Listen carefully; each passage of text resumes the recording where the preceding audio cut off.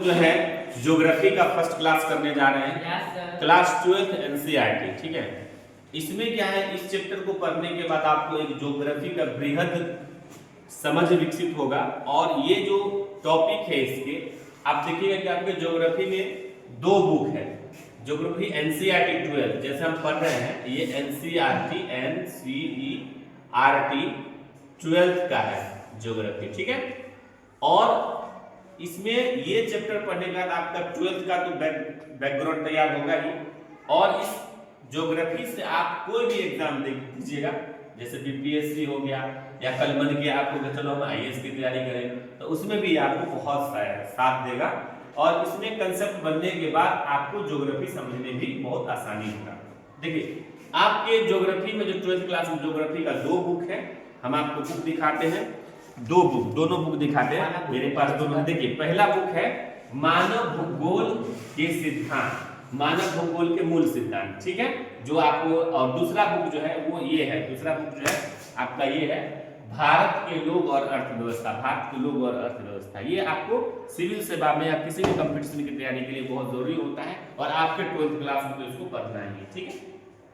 तो इसमें हम देखेंगे कि दोनों चैप्टर में सबसे पहले क्या है, हमको किसी भी सब्जेक्ट को शुरू करने से पहले उसका हमको पहले कि इस चैप्टर में, इस सब्जेक्ट में क्या क्या हमको चैप्टर है वो हमको जानकारी रहना चाहिए कि हम क्या क्या पढ़ने वाले हैं, ठीक है।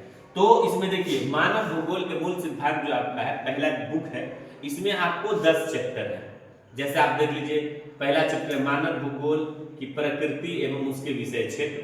इसमें मानव भूगोल का जो नेचर है उसके बारे में जानेंगे और उसका विषय क्षेत्र, उसका कौन कौन सा एरिया है उसके बारे में जानेंगे। दूसरा चैप्टर इसमें हो जाता है आपका विश्व जनसंख्या का वितरण, विश्व जनसंख्या का वितरण, घनत्व और वृद्धि, यानी कि पूरे विश्व, यानी कि पूरे विश्व में भी जो जनसंख्या है उसके वितरण के बारे में पढ़ेंगे, घनत्व के बारे में पढ़ेंगे और उसके वृद्धि के बारे में पढ़ेंगे।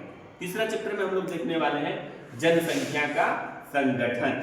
और उसके बाद आगे चैप्टर में हमको देखना चौथा में मानव का विकास, फिर हम देखेंगे प्राथमिक क्रियाएं, द्वितीयक क्रियाएं, तृतीयक और चतुर्थ क्रियाकलाप।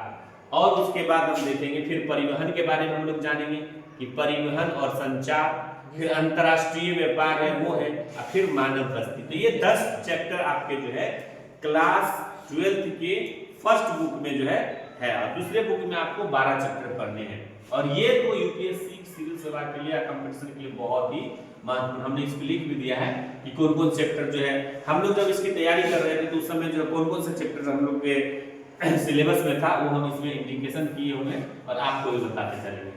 और देखिए इसमें हम पढ़ेंगे भारत के बारे में। ये तो हो गया आपको मान के चलिए विश्व के बारे में पढ़ेंगे, लेकिन ये जो दूसरी बुक है इसे भारत के कंटेंट में, भारत के कंटेस्ट में हम पढ़ेंगे भारत के ही बारे में। इससे पहला है भारत के लोग और अर्थव्यवस्था, यानी कि भारत की जो जनसंख्या है, भारत की जनसंख्या, इसका वितरण कैसा है, घनत्व, वृद्धि और संगठन के बारे में। और ये देखिए ये चैप्टर जो है आपके आईएएस का भी टॉपिक था।